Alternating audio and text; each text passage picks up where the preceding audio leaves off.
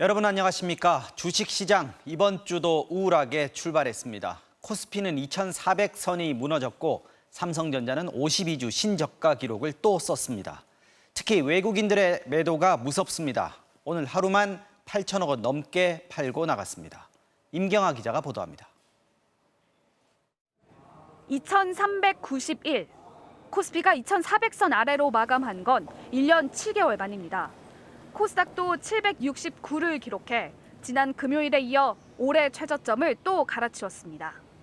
외국인들이 무섭게 팔고 있습니다. 오늘 하루에만 8천억 원을 팔았습니다. 지난 금요일 6만 원이 무너진 삼성전자는 오늘 52주 신저가를 다시 썼습니다. 코스피, 코스닥 2,500개 종목 가운데 40%인 1,000개가 오늘 52주 신저가를 기록했습니다. 미국과 유럽 중앙은행들의 연이은 기준금리 인상에 긴축 공포가 확산됐습니다.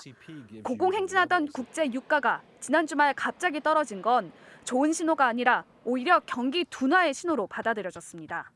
아시아 증시가 다 떨어졌지만 특히 반도체와 IT 업종이 많은 한국이 많이 떨어졌습니다. 환율도 불안합니다. 오늘 달러 대비 원화 환율은 1,295원까지 올라 연고점을 기록했다가 다시 조금 떨어져 1,292원으로 끝났습니다. 우리나라 원화는 기본적으로 위험 자산이에요. 원화가 약세를 보인다는 뜻은 기본적으로 글로벌리 경기가 별로 안 좋다는 뜻을 해석한다고 보시면 돼요. 전문가들은 지금 주식이 공포심 때문에 과하게 빠지고 있는 건 맞지만 바닥을 예측하긴 어렵다고 말합니다. MBC 뉴스 임경아입니다. 이런 가운데 전기요금 인상도 코앞에 다가왔습니다. 정부도 부담을 느끼는지 내일로 예정됐던 인상 결정을 갑자기 미뤘습니다. 경제부총리는 요금 올리기 전에 한전이 자구책을 더 가져오라고 압박하면서 전 정부 탓으로 돌리는 취지의 말도 했습니다. 배주환 기자입니다. 정부가 전기요금 인상 결정을 갑자기 미룬 표면적인 이유는 한국전력이 제출한 자구책이 미흡하다는 겁니다. 하지만 이건 표면적인 이유고 물가 때문에 인상 발표에 부담을 느낀 것으로 보입니다. 역시 이 요금은 또 국민들의 부담과 직결되어 있는 부분이다. 한전이 제출한 인상안은 킬로와트 시당 3원, 3% 정도입니다. 전기요금은 연료비에 연동해 분기마다 3원까지만 내리거나 올릴 수 있는데 한전은 이 폭도 더 넓혀달라고 요구했습니다. 부총리는 한전을 강하게 압박하면서 지난 5년이라는 표현도 썼습니다. 한전 적자가 지난 정부 탓이라는 점을 은근히 강조한 것으로 보입니다. 왜 그렇게 됐죠? 한전이 수익이 있었을 때는 없었나요? 한전 스스로 왜 지난 5년간 한전이 이 모양이 됐는지에 관한 자성도 필요하다. 하지만 적자의 근본 원인은 연료비 때문입니다. 2020년만 해도 한전은 4조 1천억 원 흑자였는데 작년에 5조 9천억 원 적자, 올해에는 1분기에만 7조 8천억 원 적자가 났습니다. 국제 유가, 석탄, 가스값이 모두 치솟았지만 전기요금은 그대로 묶어두었기 때문입니다. 정부는 올해 공공기관 경영평가를 발표했는데 한국전력은 보통 등급을 받았습니다. 하지만 정부는 이례적으로 한전과 9개 자회사들의 자산 매각, 임원들의 성과급 자율 반납 같은 강도 높은 자구책을 별도로 주문했습니다. 금방 매각되는 것도 아니고 시간이 한 2, 3년 걸릴 수도 있죠. 요금 조정이 되지 않고서는 한전이 올해 위기를 벗어나기는 쉽지가 않습니다. 한전은 지난달 6조 원대 자구책을 내놨지만 지금같이 전기요금을 계속 묶어두면 올해 적자는 30조 원에 이를 것으로 보입니다. MBC 뉴스 배주환입니다. 얼마 사지도 않았는데 왜 이렇게 많이 나왔지? 마트 계산대 앞에서 요즘 이런 생각 많이들 하시죠? 계속되는 고물가로 늘어난 장바구니 부담을 조금이라도 덜어주기 위해 더 조금만 담아서 더 작게 포장한 식재료들이 더 많아졌습니다. 윤성철 기자가 취재했습니다. 직장인들이 많이 사는 지역의 한 편의점. 마치 대형마트의 정육 코너를 옮겨놓은 듯 다양한 냉장육이 진열된 냉장고가 새로 설치됐습니다. 삼겹살과 항정살은 물론 스테이크용 쇠고기까지 없는 게 없는데 모두 200g 안팎의 1인분 양으로 판매하는 게 특징입니다. 삼겹살은 8,900원, 항정살과 가브리살은 각각 10,000원 정도로 대형마트에서 파는 단위 가격과 비슷한 수준입니다. 물가가 비싸다 보니까 고기나 채소 같은 것들은 사 먹기가 좀 부담스러운데 편의점에서 보니까 저 같은 1인 가구도 사 먹기 좋게 소포장으로 저렴하게 팔더라고요. 또 다른 편의점은 마치 대형마트 신선 코너를 옮겨놓은 듯 마늘과 고추, 대파 같은 야채들이 역시 소분돼 판매 중입니다. 깻잎 30g, 상추 100g이 각각 1,200원으로 4,000원 정도면 혼자 한 끼 쌈밥 차림이 가능한데 생활 쓰레기가 준다는 이유로도 찾는 손님이 늘고 있다는 설명입니다. 기존에는 대용량으로 되어 있어서 구입하시기 조금 망설이시던 분들도 많이 계셨는데 조금씩 필요한 만큼만 구입하실 수가 있어서 한 편의점에 따르면 지난달 이런 소용량 채소나 과일 매출은 지난해 같은 기간보다 약 25% 늘었고 최근 냉장육 수요도 늘면서 10%대의 성장률을 보이고 있는 것으로 나타났습니다. 최근 이 같은 1인용 식자재 수요가 크게 늘고 있습니다. 주머니 사정에 부담을 느낀 소비자들이 많아지면서 편의점에서도 대형마트에서 팔던 가격에 소분 판매가 가능해졌다는 설명입니다. 대형마트도 당장 이번 주부터 양파와 파프리카를 낱개로 판매하는 등 치솟는 물가에 대응하기 위한 유통업계의 움직임이 빨라지고 있습니다. MBC 뉴스 윤성철입니다. 심상찮은 경제 상황에 대해 윤석열 대통령은 근본적인 대처 방도는 없다고 말했습니다. 전 세계적 고금리 때문에 벌어진 구조적인 문제라는 건데 야당은 말로만 비상경제냐 한가해 보인다고 비판했습니다. 이정은 기자가 보도합니다. 출근길 대통령에게 지금의 경제 상황을 물었습니다. 전 세계적으로 고금리 정책을 지금 쓰고 있는 마당에 생긴 문제들이기 때문에 이거를 근본적으로 어떻게 대처할 방도는 없습니다. 코로나19를 겪으며 전 세계가 돈을 풀었고 물가 잡으려 금리를 올리는 상황이라 근본적인 대책은 없다는 겁니다. 필요하다면 법 개정을 해서라도 민생 대책을 추진해야 하지 않느냐 묻자 화살이 국회로 향했습니다. 국민들이 지금 숨이 넘어가는 상황이기 때문에 지금 국회가 아직 원구성이 안 되기 때문에 국회가 정상 가동이 됐으면은 법 개정 사항들도 법안을 냈을 겁니다. 대표적인 윤핵관 권성동 국민의힘 원내대표도 민생 논리로 해법을 찾아야 한다고 야당을 압박하며 국회 원구성을 위한 마라톤 회담을 제안했습니다. 이에 대해 민주당은 위기 상황에 대한 정부 여당의 구체적인 대책이 잘 보이지 않는다고 비판했습니다. 말만 경제 비상체제로 전환한다고 했을 뿐 대통령과 총리가 직접 챙기는 모습이 부족하다고 질타했습니다. 대통령은 한가한데 경제장관들만 모여서 대책을 세우고 결과적으로 내용이라는 것이 유류세 인하 정도 발표하는 걸 보면서 또 원구성이 늦어지는 건 국민의힘이 법사위원장을 고집하며 시간을 끌고 있기 때문이라며 원구성 협상을 위한 양보안을 가져오라고 반박했습니다. 유류세 추가 인하부터 안전운임제 일몰 폐지 등 입법으로 뒷받침해야 할 과제들이 산적해 있습니다. 국민의힘은 성의 없이 시간만 끌지 말고 국회의장을 법대로 하루빨리 선출하여 대통령이 한가해 보인다는 민주당의 지적에 대통령실은 정부의 절박함을 폄훼하고 있다며 날선 반박문을 내놓았습니다. 여야가 서로 무엇 했느냐고 따져 묻고 있는 가운데 여야 간의 협치는 멀어 보입니다. MBC 뉴스 이정은입니다.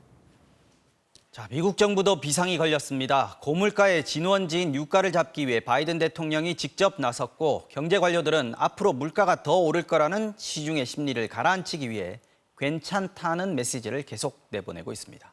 뉴욕 연결합니다. 자, 이용주 특파원. 자, 미국은 통상 기름값이 오른 만큼 대통령 지지율이 빠진다 이런 얘기가 있잖아요. 정부 부처들도 그렇지만 지금 백악관이 직접 나서고 있군요.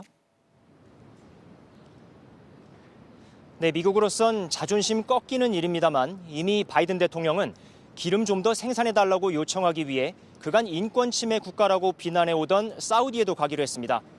지금 미국은 기름값이 비싸서 차를 못 타고 다니겠다는 불만들이 상당합니다. 그래서 물가 대책 1번이 기름값 내리기입니다. That's an idea that's certainly worth considering. That is, as prices continue to rise, that's certainly something the administration is considering.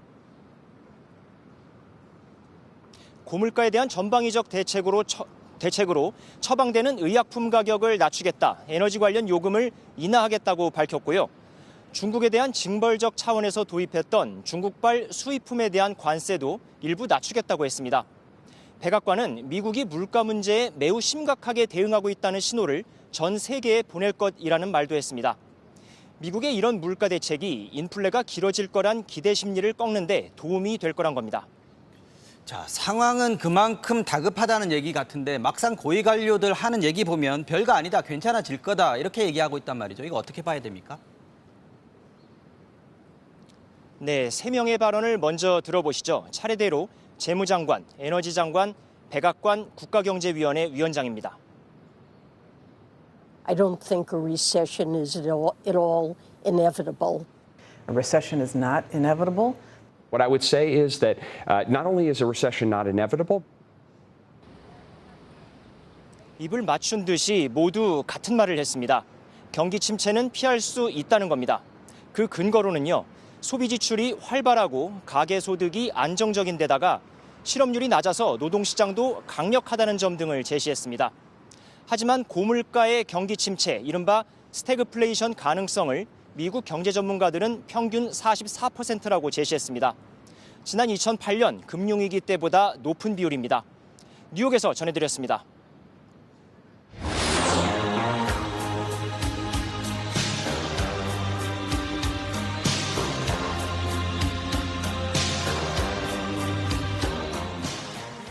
다음 소식 전해드리겠습니다. 서해 공무원 피격 사건을 놓고 국민의힘과 민주당의 공방이 연일 계속되고 있습니다.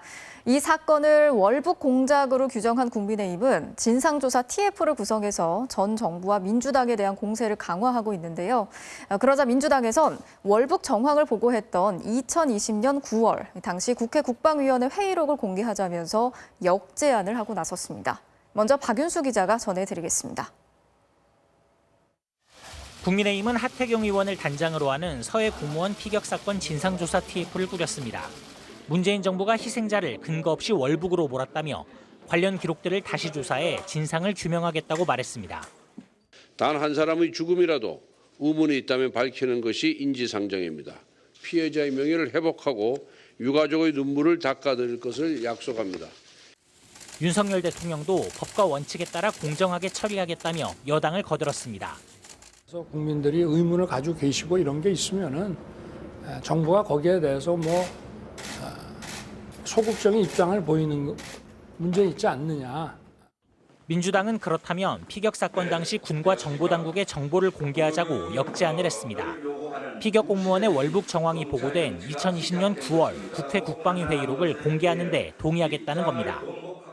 국민의힘 의원들이 안보 해악을 감수하고라도 9월 24일 당시 국방위 비공개 회의록 공개를 간절히 원한다면 국회법에 따라 회의록 열람과 공개에 협조하겠습니다.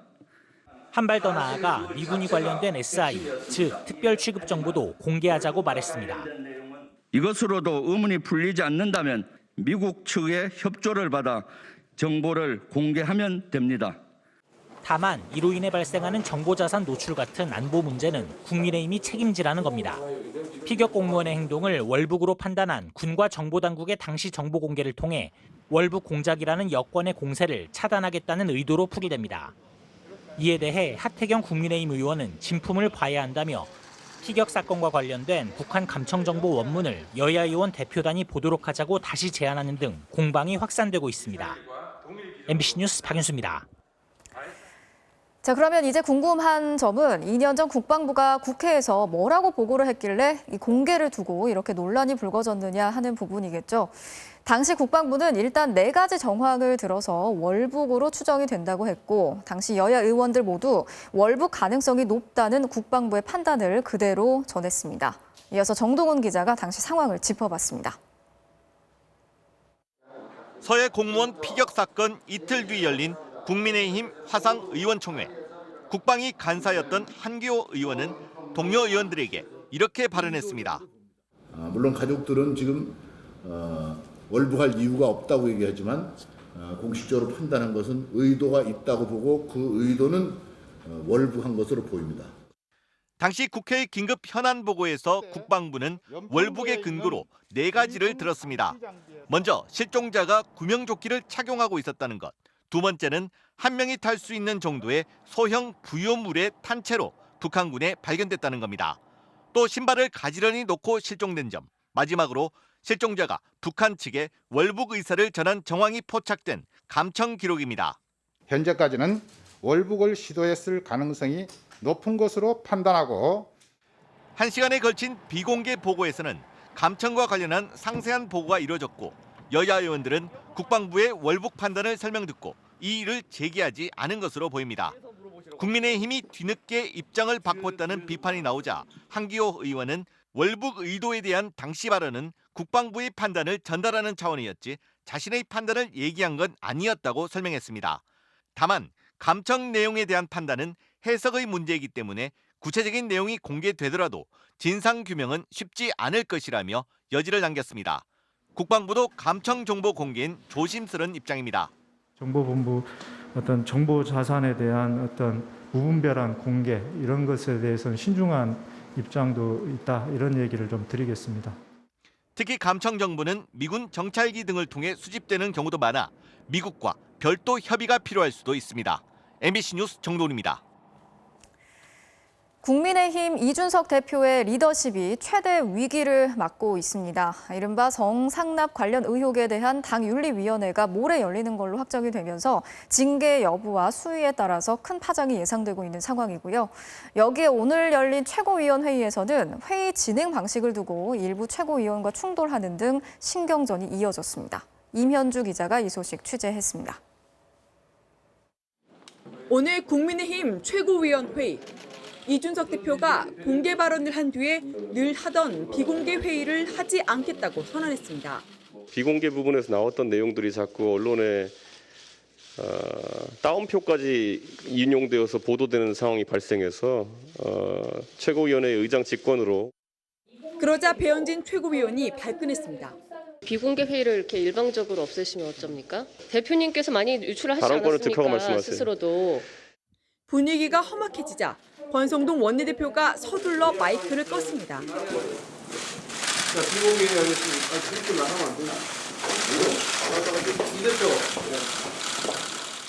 하지만 설정과 고성이 계속 이어졌습니다.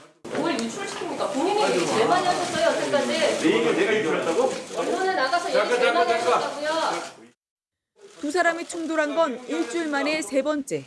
이 대표가 밀고 있는 당 혁신위에 대해 배 의원은 사조직 같다고 비판했고 이 대표가 안철수 의원과 최고위원 지명 문제로 다툴 때도 졸렬해 보인다고 직격했습니다.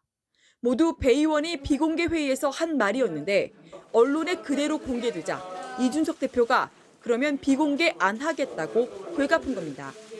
이후 여하를 막론하고 당 대표와 최고위원 간 감정 섞인 설전이 고스란히 노출된 것부터 당대표 리더십에 큰 타격이란 분석이 나옵니다. 때마침 이 대표의 성상납과 증거인멸 교사 의혹에 대해 징계 여부를 심의할 당 윤리위 날짜도 모레 저녁으로 정해졌습니다. 출석 부정보 말씀하실 생각은 없으신가요? 그건 상황에 따라. 윤리위 징계는 경고와 당원권 정지, 탈당 권유, 제명까지 4단계. 가장 수위가 낮은 경고 처분만 받아도 입지가 흔들릴 수밖에 없고 만일 당원권 정지 이상 징계가 나올 경우 현실적으로 대표직 유지가 힘들 거라는 전망이 나옵니다. 결국 대표를 겨냥한 공개 비판부터 당 윤리위까지 당권을 장악하기 위한 이른바 친윤석열계의 흔들기란 분석이 나오는 가운데 당 윤리위의 최종 판단이 주목됩니다. MBC 뉴스 임현주입니다. 자, 오늘 하루 종일 습하고 무더운 날씨가 이어졌죠. 남부지방은 체온보다 높은 기온에 열대야까지 나타나는 등 폭염이 예년보다 한 달이나 빨리 시작이 됐습니다. 이 뜨거운 열기가 장마 전선의 북상 속도까지 늦추고 있는데요. 때이른 폭염의 원인이 뭔지 그리고 장마는 언제쯤 시작이 되는 건지 현인아 기자가 자세히 설명해 드리겠습니다. 오늘 경북 경산의 최고기온은 체온보다 높은 37.1도까지 치솟았습니다. 시내 도로는 하루 종일 지열로 이글거리고 타는 듯한 열기는 그늘까지 밀려옵니다. 원래라면 작년보다 더 더울 것 같으면서 포치 없이도 못 살겠어요. 그리고 그늘도 없고 비도 빨리 왔으면 좋겠는데. 대구도 올 들어 가장 높은 35.6도, 광주는 33.6도까지 올라가 올 들어 최고 기온을 기록했습니다. 지난 주말에는 강릉에 열대야가 나타났고 어젯밤에는 경북 포항에서도 첫 열대야가 관측됐습니다. 불쾌지수도 대다수가 무력감을 느끼는 80을 넘었습니다. 예년 같으면 7월 말 8월 초에나 볼 수 있는 폭염.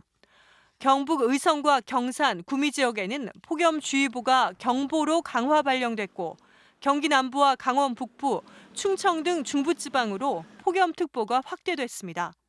지금 전반적으로 한반도 근처의 습도가 하층에서 그 서풍, 서남풍 쪽에 바람이 들어오면서 수증기가 좀 증가하고 있는 그런 특징 때문에 좀 더 체감온도가 올라가는 그런.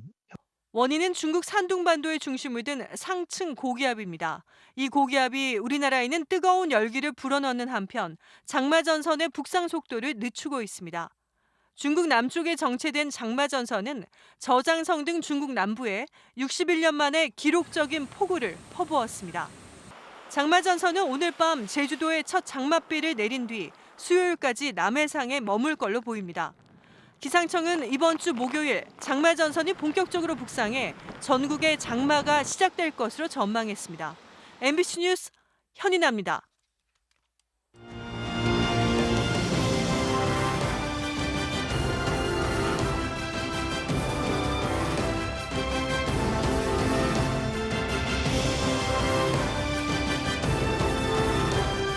여기는 전남 고흥 나로 우주센터에 마련된 MBC 특별 스튜디오입니다. 순수 우리 기술만으로 만들어낸 최초의 우주 발사체 누리호가 내일 이곳 외나로도에서 우주 강국을 향한 두 번째 도전에 나섭니다. 우리 손으로 만든 발사체로 우리 땅에서 우리 위성을 쏘아 올리는 건데요. 드디어 우여곡절 끝에 누리호가 발사대로 옮겨져서 다시 하늘을 향해 똑바로 섰습니다. 먼저 차현진 기자가 보도합니다. 누리호가 다시 발사대를 향해 조립 건물을 출발했습니다. 안전을 위해 무진동 특수 차량에 실려 사람이 걷는 속도보다 느린 시속 1.5km로 움직였습니다. 1시간 20분 만에 1.8km 떨어진 제2발사대에 도착했습니다. 그리고 드디어 누리호가 우주를 향해 다시 똑바로 섰습니다. 곧바로 연료와 산화제를 공급하는 장치, 탯줄이라는 뜻을 가진 엄빌리컬에 연결했습니다. 전자장비와 추적장비도 최종 점검했습니다. 지난주에는 이 점검을 하다 산화제 탱크 센서 고장이 발견됐는데 오늘은 아무 문제가 없었습니다. 문제가 되었던 센서 부분 말고도 모든 부분에 대한 정기적 점검이 정상적으로 이루어졌음을. 발사가 하루 앞으로 다가오자 발사대 주변 3km가 통제됐습니다. 평소 관람객들이 드나들던 곳이지만 내일까지 일반인 출입이 불가능합니다. 날씨도 괜찮을 것으로 보입니다. 기상청은 내일 비나 낙뢰, 돌풍 가능성은 낮다고 밝혔습니다.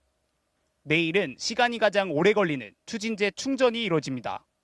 추진제는 헬륨가스, 연료, 산화제로 구성되는데 발사 4시간 전부터 충전이 시작됩니다. 정확한 발사 시각은 기상 상황과 우주물체와의 충돌 등을 고려해 내일 오후 정해집니다. MBC 뉴스 차현진입니다. 지난주 누리호는 일단 로켓 안에 들어있는 산화제 센서가 고장나면서 발사가 연기됐었죠. 과연 이달 안에 쏠 수 있을까 우려의 목소리가 많았는데 금세 해결했습니다. 연구원들의 빛나는 아이디어로 간단하게 부품을 교체할 수 있는 방법을 찾아낸 건데요. 이게 가능했던 건 바로 100% 우리가 설계했기 때문이라고 합니다. 김유미 기자가 취재했습니다. 지난주 화요일 빗방울과 초속 20m의 돌풍이 닥쳤습니다. 하루에 발사 지연을 말씀드리게 되었습니다. 하지만 다음 날에도 쏠 수는 없었습니다. 산화제 탱크에 산화제가 얼마나 찼는지 알려주는 센서가 고장났습니다. 결국 항공우주연구원은 세웠던 누리호를 다시 눕혀 조립동으로 갖고 들어왔습니다. 대체 얼마나 걸릴까? 최악의 경우에는 1단과 2단을 다시 분리해 센서를 꺼내야 했습니다. 하지만 그 순간 과학자들이 방법을 찾아냈습니다.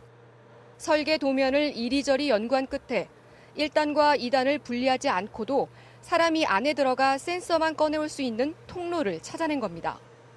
내부에 엔지니어가 들어가서 그걸 분해할 수 있는 공간이 나오겠다라고 판단을 했고, 그럼 한번 시도를 해보자. 라고 해서 조심스럽게 진행을 한 겁니다. 이런 위기는 작년 10월 1차 발사 때도 있었습니다.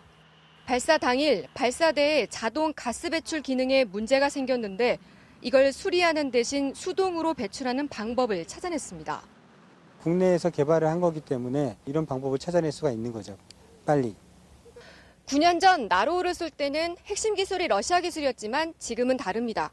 위기를 빠르게 해결할 수 있었던 비결은 우리가 직접 설계한 거라 누리호를 누구보다 잘 알고 있기 때문입니다. 고흥 나로 우주센터에서 MBC 뉴스 김유미입니다. 누리호에는 지난 12년간 천여 명의 연구진들의 혼신의 노력이 담겨 있습니다. 우주 선진국들이 철저하게 비밀에 붙이고 알려주지 않았던 첨단 기술들이 누리호 곳곳에 녹아 있는데요. 임상재 기자가 하나하나 설명해 드립니다. 발사 10분 전 자동 카운트다운이 시작됩니다. 이때부터는 수동으로 멈출 수 없습니다. 운명의 시간이 시작되는 겁니다. 17층 건물 높이에 200톤의 무게, 누리호를 우주까지 쏘아 올리려면 엄청난 힘이 필요합니다. 75톤짜리 엔진 4개를 묶어 하나처럼 작동하게 하는 기술, 클러스터링 기술입니다. 우주 선진국들이 모두 극비에 붙인 기술이라 바닥부터 다 새로 개발했습니다. 엔진 4개가 각자 움직이다 보면 엔진 간에 또 간섭이 생길 수 있지. 여러 개의 엔진을 동시에 작동시켜서 똑같은 추력으로 작동하게 하는 기술이 가장 어려운 기술로 보시면 될 것 같습니다. 발사 2분이 지나면 누리호는 50km 높이까지 올라갑니다. 여기서부터는 진짜 우주입니다. 연료를 다 쓴 1단은 떼어내고 2단 엔진이 점화됩니다. 무게는 절반이 되고 속도는 2배가 됩니다. 발사 4분 30초가 지나면 2단 엔진도 꺼집니다. 이제 마지막 3단 엔진이 점화됩니다. 크기는 제일 작지만 가장 멀리, 가장 오랫동안 일하는 엔진입니다. 발사 약 15분이 지나면 드디어 목표했던 고도 700km에 도달합니다. 이제 160kg짜리 성능 검증 위성과 1.3톤짜리 모형 위성을 우주 공간에 차례로 떼어놓습니다. 이때 속도는 초속 7.5km, 시속 27,000km나 되는 엄청난 속도입니다. 속도가 이것보다 느리면 위성은 중력 때문에 지구로 떨어집니다. 이 모든 과정은 단 16분 7초 만에 끝납니다. 절반의 성공에 그쳤던 1차 발사, 그리고 지난주 부품 고장으로 발사 중단까지. 다시 발사대에 선 누리호는 내일 우주를 향해 재도전합니다. MBC 뉴스 임상재입니다. 누리호 2차 발사 일정이 급하게 확정된 데다 오늘 바다 안개까지 끼면서 이곳 고흥의 분위기는 지난주보다는 상당히 차분한 모습입니다.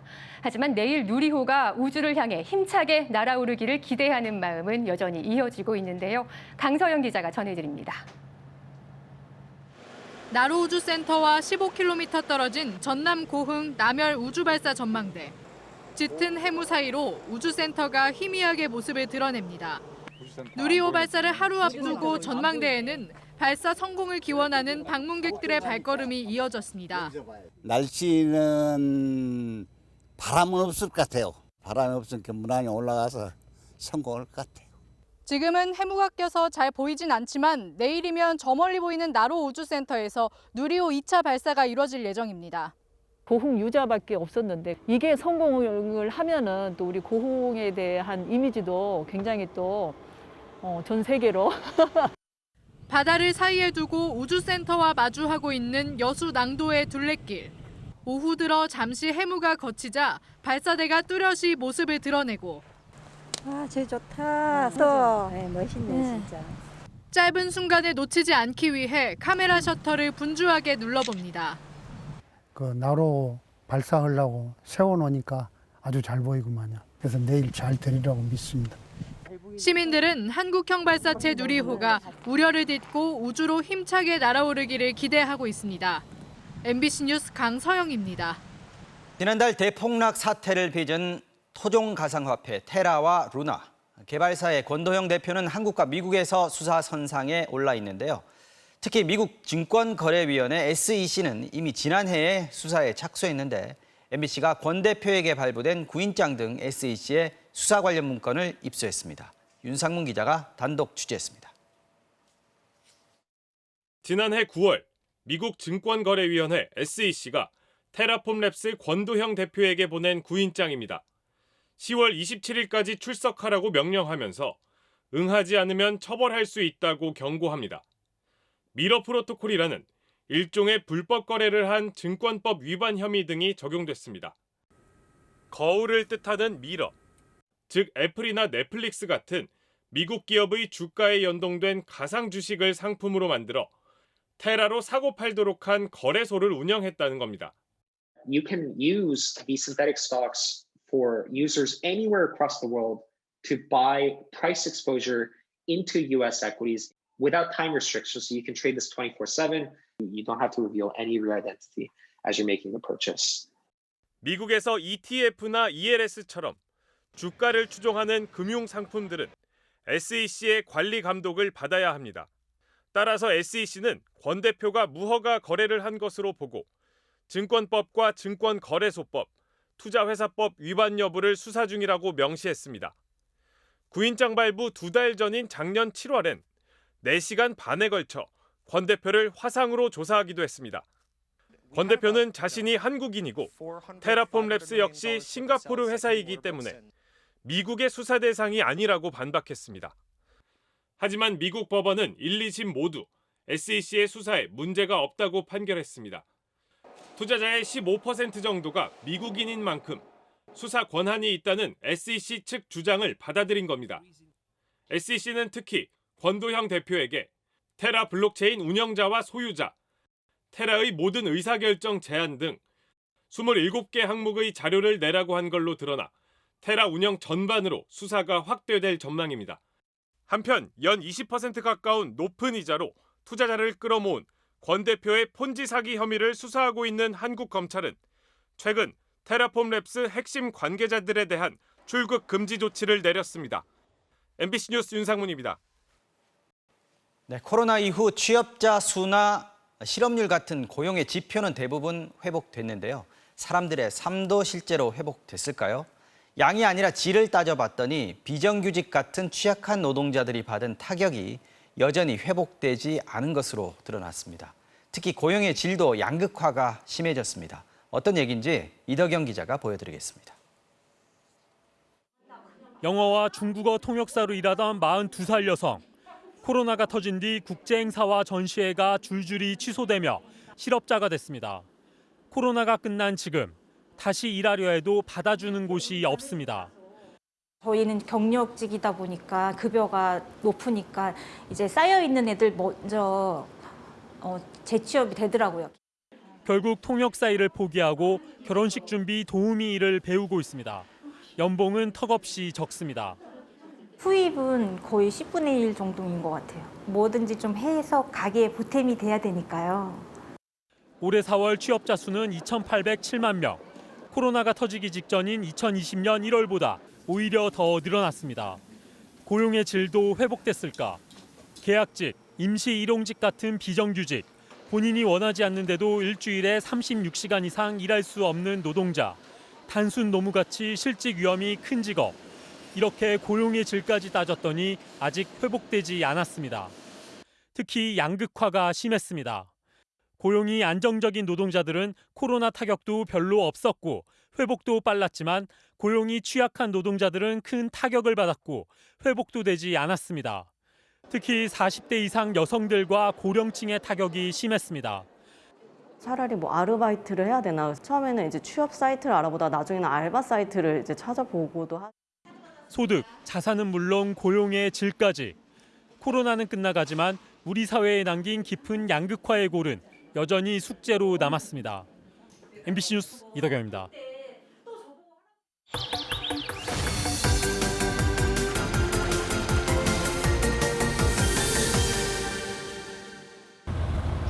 부산 영도입니다.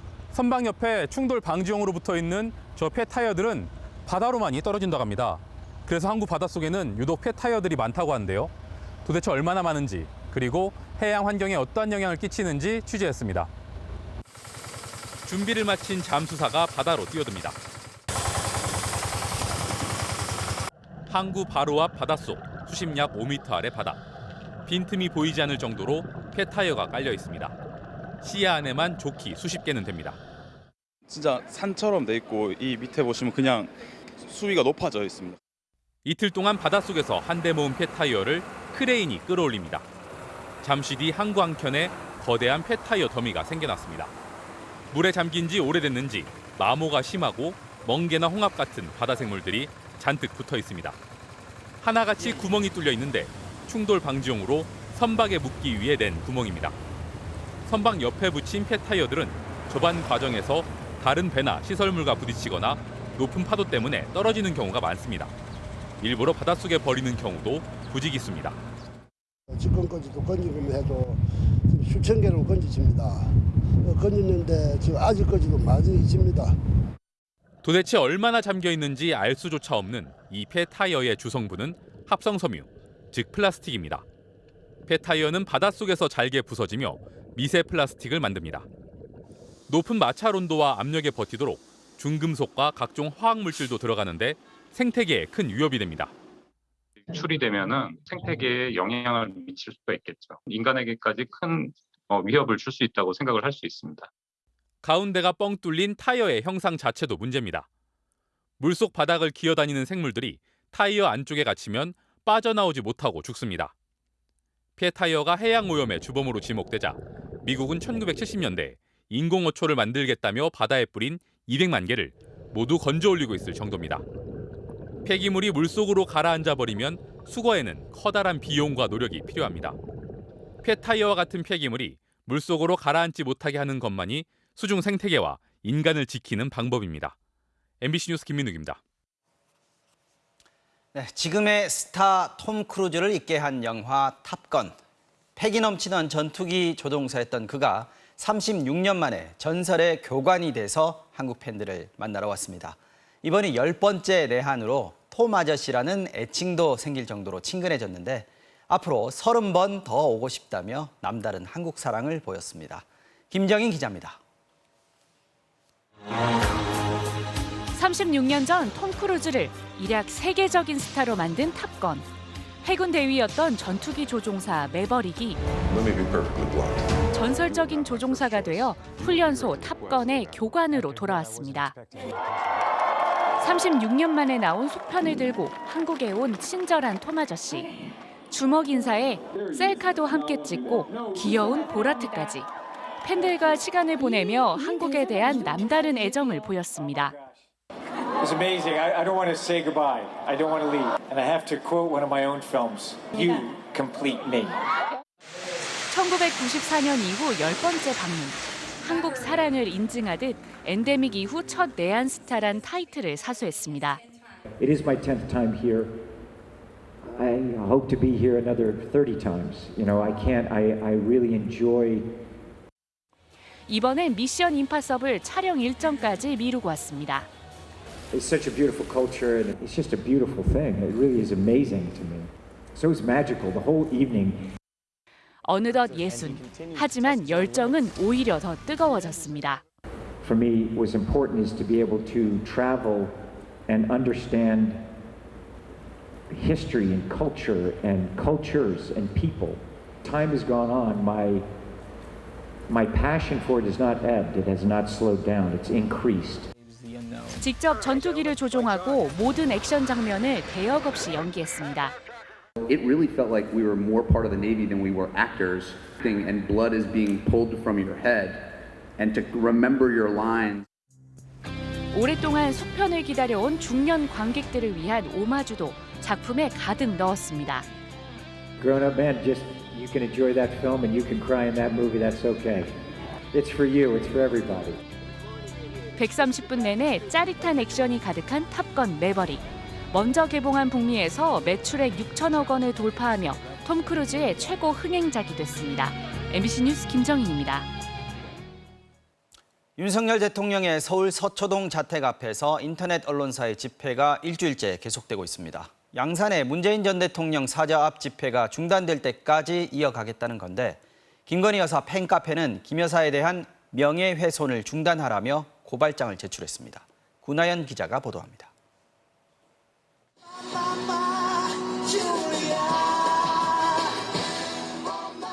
윤석열 대통령의 서울 서초동 자택 맞은편. 인터넷 언론 서울의 소리의 집회가 오늘도 열렸습니다. 문재인 전 대통령의 양산 사저 주변에서 보수단체들의 집회가 계속되고 있다며 맞불성 집회를 일주일째 이어간 겁니다. 양산 테러 폭도들이 욕설송 테러를 중단할 때까지 무기한 김건희 구속 수사 촉구 집회를 지속한다. 윤석열 대통령의 자택인 서초동 아크로비스타 앞입니다. 제 옆으로 이렇게 조용한 시위를 당부하는 입주민들의 현수막이 걸려 있습니다. 주민들은 아기가 잠을 못 자고 수험생들이 공부하고 있다며 자제를 호소했습니다. 마이크와 스피커 확성기 사용을 금지해달라는 진정서도 경찰에 제출할 계획입니다. 현장의 경찰도 수시로 소음을 측정하고 있는데 주최 측은 문제될 게 없다는 입장입니다. 여기 길거리 소음이 70데시벨, 저희 데시벨 측정하는 게 65데시벨밖에 안 되기 때문에 김광호 서울경찰청장은 시민들이 큰 불편을 호소하고 있다며 주거권, 수면권 침해 행위가 있다면 엄격하게 관리할 법령 개정이 필요하다고 밝혔습니다. 이런 가운데 김건희 여사의 팬카페는 서울의 소리가 김 여사를 주가 조작범으로 지칭한 건 허위 사실이라며 경찰에 고발했습니다. 개인에 대한 명예뿐만 아니라 김건희 여사를 사랑하는 9만 4천 명 건사랑 회원들에게도 심각한 정신적 피해를 줄. 하지만 서울의 소리는 김 여사와 관련한 수사가 빨라질 것으로 기대한다고 받아쳤습니다. 양산에서도 문 전 대통령 측과 집회 주최 측의 고소고발 신경전이 잇따르는 등 전현직 대통령 사저 주변의 몸살이 계속되고 있습니다. MBC 뉴스 구나인입니다. 경기도 남양주의 한 요양병원에서 간병인이 일부 환자에게 폭언을 하고 폭행까지 일삼은 사실이 드러나면서 경찰이 수사에 착수했습니다. 그동안 면회 제한 때문에 환자를 만날 수 없었던 가족들은 이런 사실을 전혀 알 수가 없었는데요. 결국 학대를 보다 못한 같은 병실의 환자가 상황을 녹음해서 피해자 가족에게 제보를 했고 직접 확인해 보니까 내용이 충격적이었습니다. 먼저 유서영 기자의 단독 보도 보시겠습니다. 경기도 남양주시에 있는 병상 270개 규모의 요양병원입니다. 석 달 전 78살 아버지를 이 병원에 입원시킨 김모 씨는 최근 같은 병실 환자로부터 연락을 받았습니다. 아버님이 말을 아버지가 매 먹고 매일 욕이나 먹고 살아주는 거 얘기할게요. 뇌경색 후유증으로 거동이 불편하고 의사소통도 되지 않는 아버지가 간병인에게 폭력을 당해왔다는 겁니다. 이 환자는 간병인의 음성까지 녹음해 보내줬는데 내용이 충격적이었습니다. 말끝마다 심한 욕설은 기본.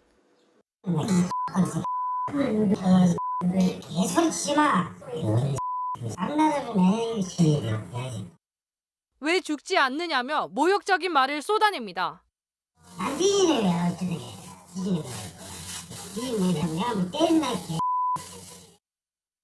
용변을 뒤처리하면서도 폭언이 계속되고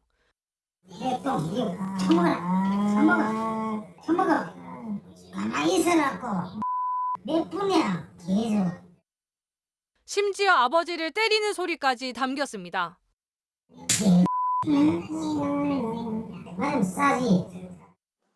가족들은 즉시 병원으로 가서 제보자를 만난 뒤 아버지를 퇴원시켰습니다. 저희 아버지가 어떻게 맞았는지 어딜 때렸어요? 꼭 찌던데. 얼굴도 때려요? 얼굴한테 피곤하니까. 실제로 아버지의 팔과 다리 곳곳에 멍이 들어 있었고 엉덩이를 비롯해 기저귀가 닿은 곳은 욕창이 심한 상태였습니다. 수염은 오랫동안 깎지 않아 덥수룩했고 몸에서는 심한 냄새까지 났습니다. 수염이 이렇게 막 길게 있었어요. 목욕도 안 시키는지 그러니까 냄새도 나요. 면회 제한 때문에 석 달간 2번 가림막을 사이에 두고 만났던 가족들은 이 같은 사실을 전혀 몰랐습니다. 그쪽 관리 아빠 마음대로 안 돼? 그렇게 자꾸 내려가? 문제의 간병인은 같은 병실 환자 5명을 함께 돌보던 공동 간병인. 학대 신고를 받은 경찰이 병원을 방문했을 때 간병인은 단순히 밀쳤을 뿐이라며 부인했습니다. 자기는 그런 적은 한 번도 없다. 매일 자기를 뭐하느냐 환자한테 잘해주려고 했었는데 오해한 것 같다. 하지만 경찰이 현장에서 녹음 파일을 들려주자 결국 학대 사실을 인정한 것으로 알려졌습니다. 경찰은 간병인을 폭행 혐의로 입건하고 조만간 불러서 조사할 계획입니다. MBC 뉴스 유서영입니다. 학대 사실을 처음 알린 같은 병실의 환자는 당연히 병원 측에도 이미 이런 사실을 알렸지만 어떤 조치도 취해지지 않았다고 전했습니다. 간병인을 배정해서 관리해온 병원 측은 사태가 터진 뒤에도 전혀 몰랐다면서 책임을 회피하고 있습니다. 이어서 지윤수 기자가 단독 취재한 내용 전해드리겠습니다. 김 씨 아버지가 입원한 기간은 석 달. 같은 병실의 환자는 그 사이 여러 차례 담당 간호사에게 간병인의 학대를 알렸다고 말했습니다. 아버지가 매일 욕이나 먹고 매웠고 그걸 또 간호사한테 얘기했는데 병원 측에. 하지만 달라지는 건 없었다고 했습니다. 의료인이나 요양업종 종사자는 학대를 발견하면 반드시 신고해야 합니다. 어길 경우 과태료를 부과받게 돼 있지만 병원에서는 어떤 신고도 하지 않았습니다. 뒤늦게 사실을 안 피해자 측이 항의하자 병원 측은 학대 정황을 알고 있었음을 인정하면서도 방법이 없었다며 변명했다고 합니다. 간병사를 구하기 힘들고 그랬던 상황이기 때문에 알고는 있었지만 사람을 구할 수가 없어서 그랬다고. 하지만 병원 측은 취재진과 만나서는 학대 사실을 전혀 몰랐다고 거듭 부인했습니다. 우리는 몰랐어요. 아니 어떻게 알았으면 그만뒀겠냐고요. 어떤 식으로든지. 저희가 그 병실에 다른 환자분들한테도 물어봤거든요. 전혀 그런 일이 없었다는. 문제의 간병인은 피해자 측이 구한 게 아니라 요양병원이 배정한 공동 간병인이었습니다. 가족들은 하루 2만 원, 한 달 60만 원의 간병비를 포함해 병원 측에 달마다 160만 원을 내면서도 간병인에 대한 정보는 까맣게 몰랐습니다. 유빈실을 통틀어서 다 관리를 하시는 분이라고. 저희는 뭐 누군지 그런 것도 얘기를 안 해주니까요. 이 요양병원은 지난해 11월 한 간병인이 코로나 확진 사실을 숨기고 취업한 사실이 방역당국에 적발되기도 했습니다. 병원의 간병인 관리 허점이 지적되고 있는데 병원 측은 간병인협회에 간병인 선발을 위탁해왔다며 책임을 돌리고 있습니다. MBC 뉴스 지윤수입니다. 병원 지내실 때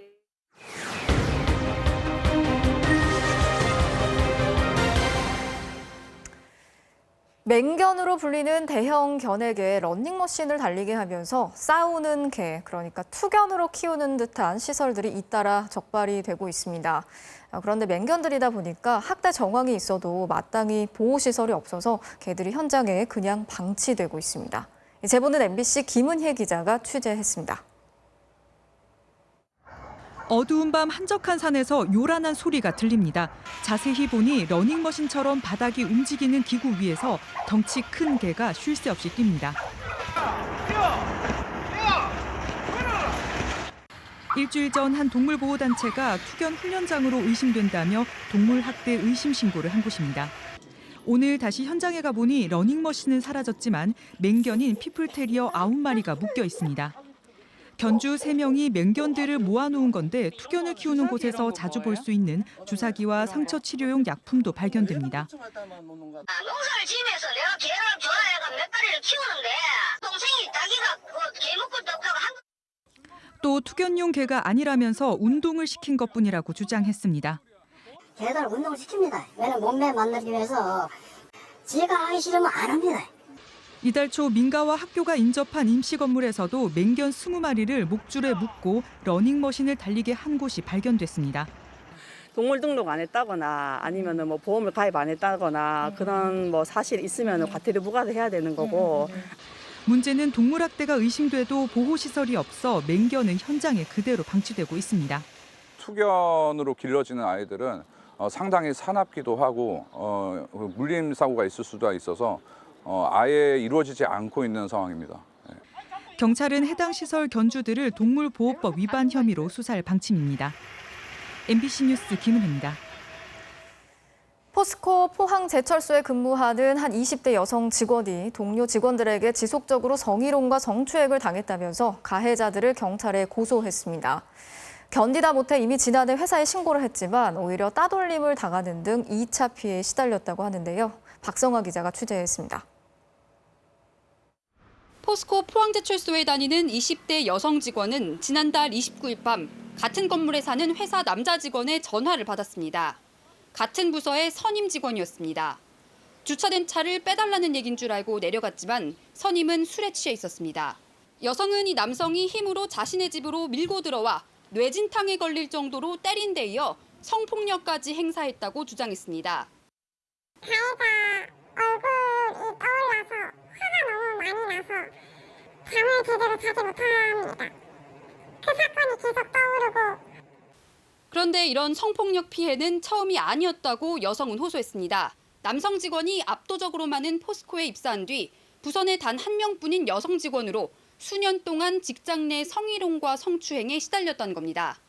옆에 오라고 하셔서 옆에 앉아서 술을 강요했습니다. 그리고 허벅지 안쪽을 만졌습니다. 지난해 말 같은 부서 직원 한 명을 직장 내 괴롭힘과 성희롱으로 회사에 신고했지만 비밀은 지켜지지 않았습니다. 여성은 부서 내 왕따와 험담 같은 2차 가해에 시달리다 다른 부서로 이동했는데 회사는 석 달 만에 원래 부서로 돌려보냈습니다. 하루하루가 너무 고통스러웠습니다.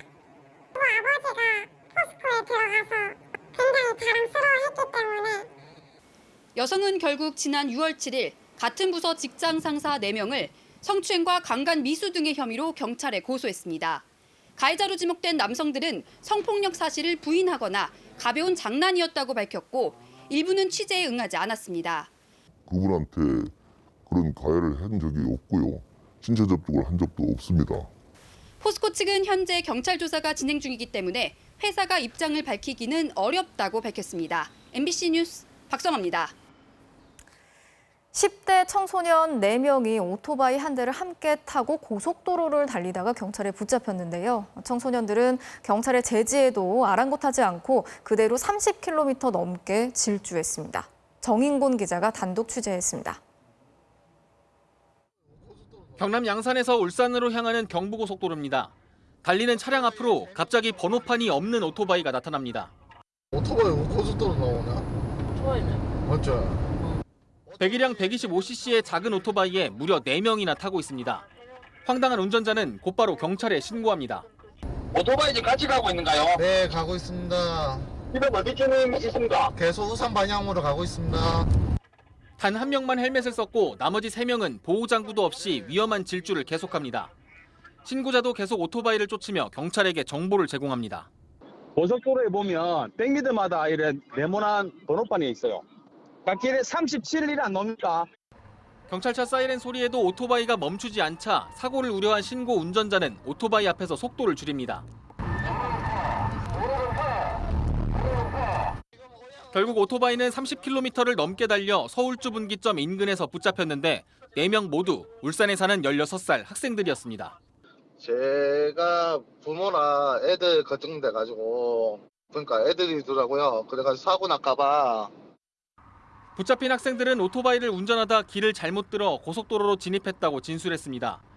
경찰은 이들을 고속도로 통행금지 위반 혐의로 조사하고 번호판이 없는 오토바이의 도난 여부도 확인하고 있습니다. MBC 뉴스 정인곤입니다. 계속된 가뭄에 이른 폭염까지 겹치면서 낙동강 일대에서 녹조가 빠르게 퍼지고 있는데요. 올 여름 장마까지 늦어질 걸로 예측이 되면서 이 낙동강 녹조 현상은 더 심각해질 것으로 보입니다. 손은민 기자가 현장 취재했습니다. 낙동강 중류에 위치한 성주대교 부근입니다. 초록 물감을 풀어놓은 것처럼 강물이 온통 녹색입니다. 상수원인 강정 고령보에서는 심한 악취를 내며 녹조를 먹고 자라는 큰빛 이끼벌레가 나타났습니다. 이렇게 직접 들어와서 보면 바로 앞 물속이 보이지 않을 정도로 녹조가 심각한 걸 확인할 수 있습니다. 매곡 취수장도 마찬가지입니다. 녹조가 겹겹이 쌓여 띠를 이뤘습니다. 지난주 강정 고령보와 칠곡보에서는 올해 첫 조류경보가 발령됐습니다. 물속 유해 남조류 세포수가 전주보다 16배나 급증할 정도로 녹조 오염 속도가 빠른 상황. 더위에 따른 수온의 증가, 강우량 감소에 따른 체류 시간 증가 등으로 인해 남조류가 증식된 것으로 판단합니다.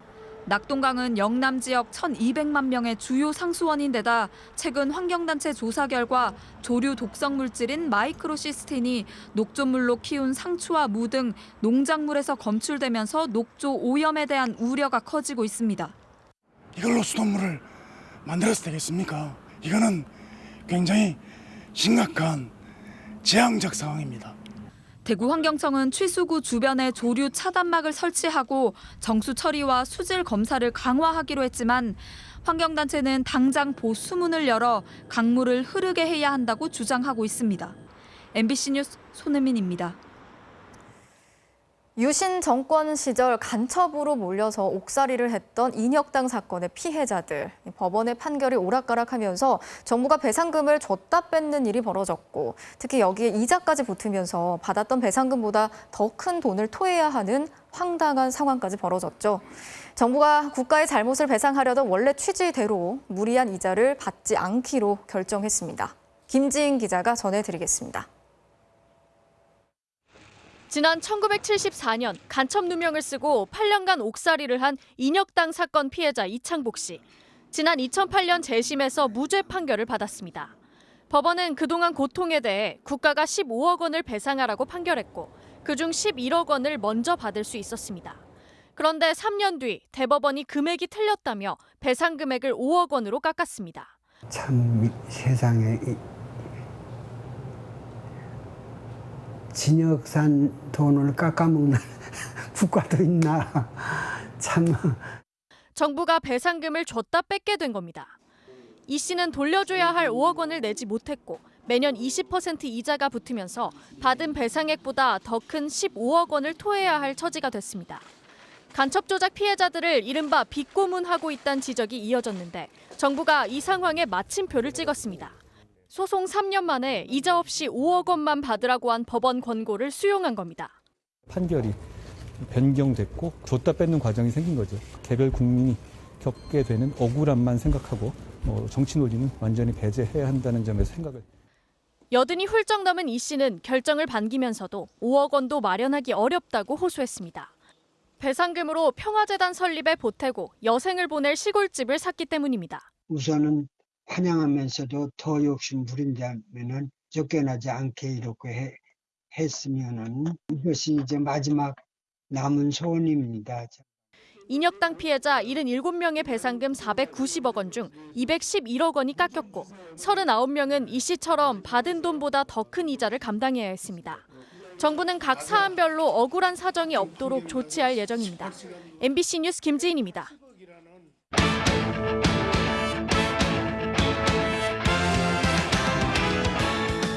월요일 밤 스포츠 뉴스입니다. 어제 펼쳐진 K리그1 슈퍼매치에서 팬 폭행 사건이 발생해 논란입니다. 피해자가 어린 중학생 팬이라 더 걱정이네요. 어제 슈퍼매치가 열린 수원 월드컵 경기장입니다. 경기에서는 조용욱 선수의 결승골로 서울이 수원에 1대0 승리를 거뒀죠. 그런데 경기 전 경기장 밖에서 불미스러운 일이 벌어졌습니다. 수원의 팬들이 서울의 한 중학생 팬을 들어올린 뒤 바닥에 내팽개치는 등 폭행을 가하고 서울 유니폼을 벗으라고 위협한 거라는데요. 해당 장면을 찍은 수원 팬이 그 영상을 서울 서포터즈 측에 전달했고 그 영상이 SNS를 통해 퍼지면서 논란은 확산됐습니다. 소신에서 그 내용을 이제 짜마자 저희는 일단은 그 피해자 분의 연락처를 좀 수소문을 했고요. 서로 이제 공유를 하면서 서로 이제 대책을 좀 얘기도 나눴고 서로 이제 사실관계도 확인하는 그런 절차를 거쳤습니다. 수원 구단이 내일 오전 공식 사과문을 발표할 예정인 가운데 현장에서 가해자들에게 전화로 사과를 받았다는 피해자 부모님은 오늘 해당 영상을 직접 본 뒤 사안이 가볍지 않다고 판단해 경찰에 수사를 의뢰한 것으로 알려졌습니다. 프로축구연맹은 구단의 관리 소홀로 일어난 일인지를 판단하기 위해 서울과 수원에 경위서를 제출하도록 할 예정입니다. 올 시즌 프로당구가 오늘 개막했습니다. 강력한 우승 후보 김가영 선수와 함께 프로에 데뷔하는 아마 최강 김진아 선수가 올 시즌 흥미로운 맞대결을 예고하고 있습니다. 박주린 기자입니다. 국내 아마추어 최초로 세계대회 연속 우승을 거머쥔 김진아. 프로 왕중왕전 우승으로 챔피언에 오른 김가영.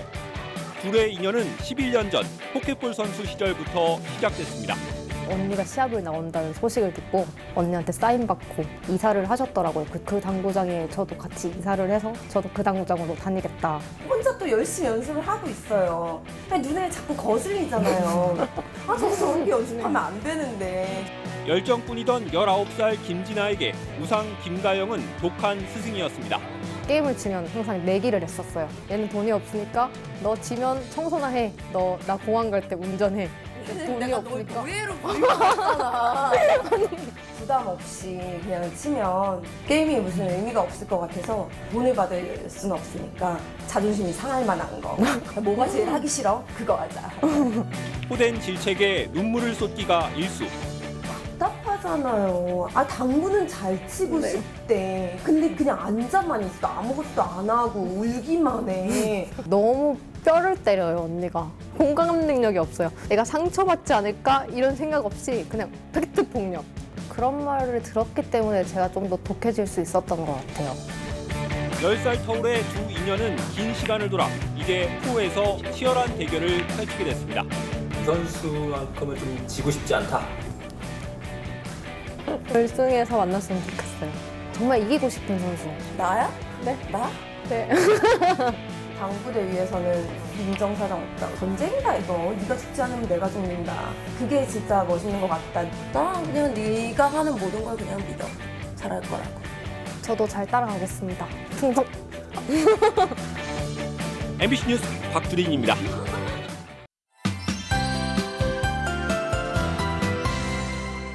제주도에는 올해 첫 장맛비가 시작된 반면 내륙은 무더운 열기가 가득합니다. 경북 경산의 낮 기온이 오늘 37도를 넘어선 가운데 내륙 많은 지역으로 폭염특보가 더 확대 강화됐습니다. 내일 대구와 대전이 35도, 서울도 33도까지 치솟겠는데요. 그냥 더운 것보다 습도가 높으면 더 지치기 마련이죠. 건강관리 잘 해주셔야겠습니다. 제주도는 내일 장맛비가 종일 오락가락하겠습니다. 당초 예상보다 장마 전선이 더 남쪽으로 머무르면서 비의 양도 최고 20mm로 많지 않습니다. 한편 경남 남해안은 오전 한때, 남부 내륙 산지는 오후에 요란한 소나기가 내리겠습니다. 누리호가 발사될 내일 전남 고흥 나로우주센터는 구름만 많겠습니다. 낙뢰 가능성도 낮고요. 이 바람도 초속 1에서 6m로 강하지 않겠습니다. 내일 새벽 사이 서해안은 짙은 안개가, 수도권과 영서 지방은 이슬비가 내리겠습니다. 아침 최저 기온은 서울 22도, 강릉 24도로 동해안 지방은 열대 가능성이 있겠고요. 낮 최고 기온은 서울 등 내륙이 일제히 35도 안팎까지 오르겠습니다. 수요일까지 폭염이 기승을 부리겠고요. 목요일에는 전국에서 장맛비가 내릴 가능성이 있습니다. 날씨였습니다. 월요일 뉴스데스크 마치겠습니다. 오늘도 함께해 주신 여러분 고맙습니다.